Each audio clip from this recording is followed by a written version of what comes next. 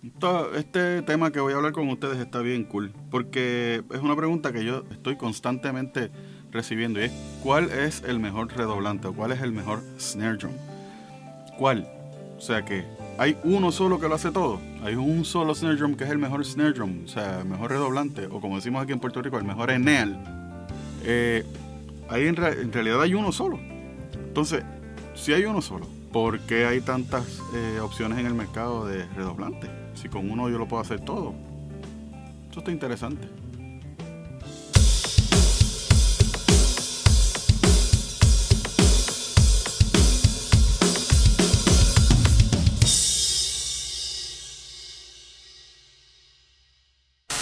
¿Qué tal a todos? Javier Aponte aquí con ustedes, como siempre, deseando que estén todos bien, que estén todos gozando y que estén todos cuidándose. Bueno, ¿cuál es el mejor snare drum? ¿Cuál es el mejor redoblante? En singular. Eso es una pregunta bien interesante, porque si hay uno solo, pues entonces ¿por qué hay tantas opciones en el mercado de snare drums o de redoblantes? Y yo les voy a dar mi opinión en cuanto a eso. Pero yo creo que antes de yo llegar a ese punto de darles mi opinión en cuanto a lo que es ese tema, yo creo que debemos categorizar lo que es un snare drum o redoblantes en términos de estudio, de una situación de estudio de grabación, y lo que son los redoblantes en una situación en vivo, de música en vivo. Habiendo dicho esto, cabe señalar también que hay muchos snare drums o redoblantes que son bien versátiles.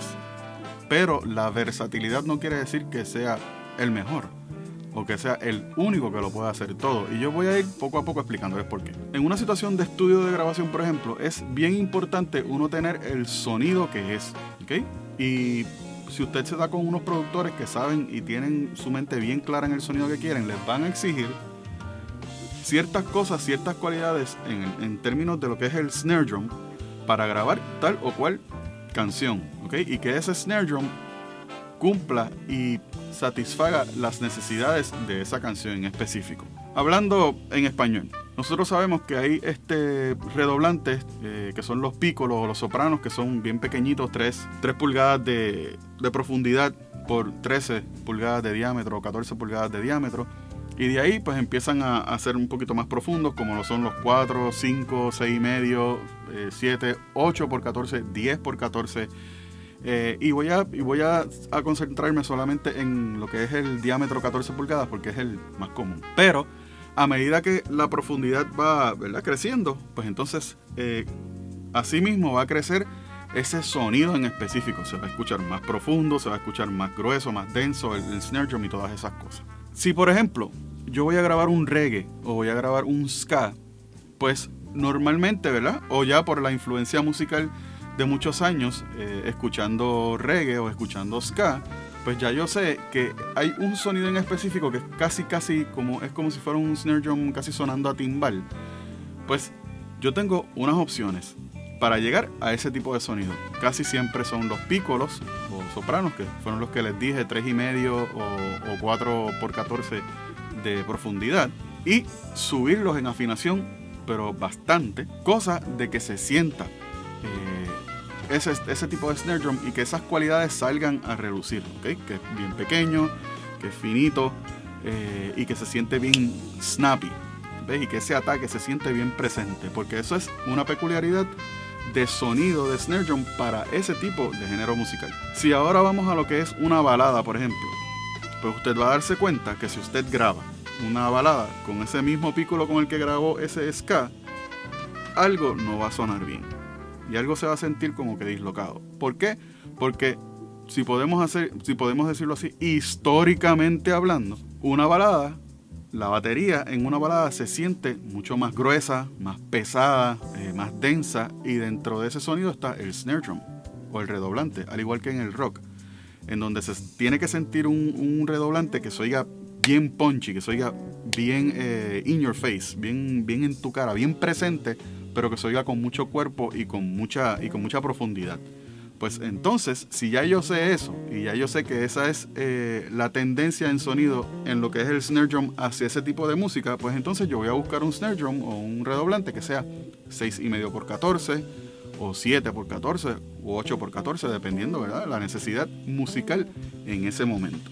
Mi opinión en cuanto a un solo snare drum que lo haga todo, o el mejor snare drum, es el siguiente. Yo no creo que hay un solo snare drum para todo. Sí creo que hay muchos redoblantes que son bien versátiles y nos ayudan a cubrir muchas bases en términos musicales, ¿okay? Con esa sola pieza. Pero no necesariamente podemos hacerlo todo con esa pieza o con ese snare drum. Si nos vamos a una situación en vivo en donde pues las condiciones musicales o las condiciones dentro del instrumento no son tan exigentes o tan controladas como lo es en un estudio de grabación, pues entonces ahí, como decimos aquí en Puerto Rico, podemos pasar con ficha en el evento de que si nosotros tenemos un snare drum que es 5,5 por 14, por ejemplo, y queremos que suene bien profundo, pues nosotros lo desafinamos. No lo desafinamos, perdón, lo bajamos de afinación. Y pues entonces ahí podemos hacer que se perciba, podemos provocar que se perciba que el snare drum es bien ancho, porque la afinación está baja. Pero el que eso suceda en una situación en vivo no quiere decir que en un estudio de grabaciones sucede igual. ¿De dónde yo vengo? ¿De qué esquina yo vengo con el ideal de que no hay un solo redoblante en específico que lo haga todo? Bien fácil. Mi manera de yo ver la cuestión de los snare drums es que cada snare drum tiene en su afinación unas peculiaridades y unas características en específico en términos de sonido, que si uno los mueve de esa afinación, pierden esas cosas, ¿ok? Y pierden esos distintivos. Yo utilizo todos mis snare drums, todos mis redoblantes, y esto soy yo, ¿ok? Todos mis redoblantes yo los afino en un rango de media tensión a media baja tensión, porque en mi opinión y en mi estilo de yo afinar, ahí es donde en ese tipo de rango de afinación es donde mejor ese redoblante reacciona para mí, en términos de afinación, en términos de sonido, en términos de cómo se siente cuando uno lo está tocando, cómo responde a la hora de yo exigirle, todas esas cosas. ¿Qué pasa? Que si yo muevo, por ejemplo, un snare drum 5,5 por 14 de esa región y lo bajo, yo empiezo a sentir que se están perdiendo una serie de características, empezando por cómo se siente el snare drum cuando lo toco, porque mientras menos tensión hay, más blando se percibe y se siente el parche, porque tiene menos tensión, ¿ok? Y esas son cosas que afectan a la hora de uno tocar. Por eso yo siempre digo que si usted quiere grabar una balada y quiere que la balada se escuche bien gruesa y quiere que ese sonido del snare drum se oiga bien profundo, pues entonces consiga un snare drum que sea 6,5, 7 o 8 por 14. Habemos muchos bateristas que, gracias a Dios, tenemos la opción de contar con distintas opciones de redoblantes. Habemos otros bateristas que no tenemos esa ventaja de contar con distintas opciones de redoblante. Si es así, pues entonces usted trate de la mejor manera posible de que no baje la afinación, y esto es una sugerencia que yo estoy dándole, ustedes la acogen y la hacen suya si ustedes quieren. Traten de no bajar la afinación del snare drum que usted tiene o del redoblante que usted tiene, a menos de lo que es una tensión media baja.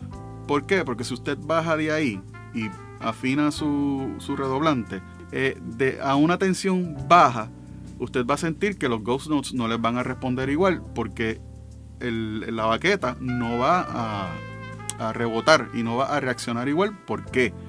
Por lo que les dije, hay menos tensión en el parche y entonces la reacción, la respuesta de ese parche a lo que usted está pidiéndole no va a ser la misma, ¿okay? Y eso es bien importante. Al igual que en esa afinación de media tensión o media baja tensión, esa afinación en específico va a resaltar todas las propiedades del material en el que está hecho el redoblante, que eso es sumamente importante. En el caso de que el snare drum o el redoblante sea en madera, pues las características y las peculiaridades de la afinación en esa madera se van a resaltar mucho más en esa afinación de media tensión o tensión media baja, al igual que con los snare drums o redoblantes en metal. Pero tenga en cuenta, si usted va a grabar una balada y lo que usted tiene es un redoblante piccolo, usted debe estar bien claro de que posiblemente ese redoblante no le va a funcionar para lo que usted va a grabar. En resumidas cuentas, ¿hay un solo snare drum que lo hace todo? No, sí existen redoblantes bien versátiles que nos ayudan, como les dije anteriormente, a cubrir distintas bases o distintas situaciones musicales, pero no necesariamente lo hacen todo. Déjenme sus opiniones. Yo quisiera saber qué ustedes piensan sobre este tema que está bien cool y está bien interesante. Así que déjenme sus opiniones aquí en los comments, aquí abajo en los comentarios.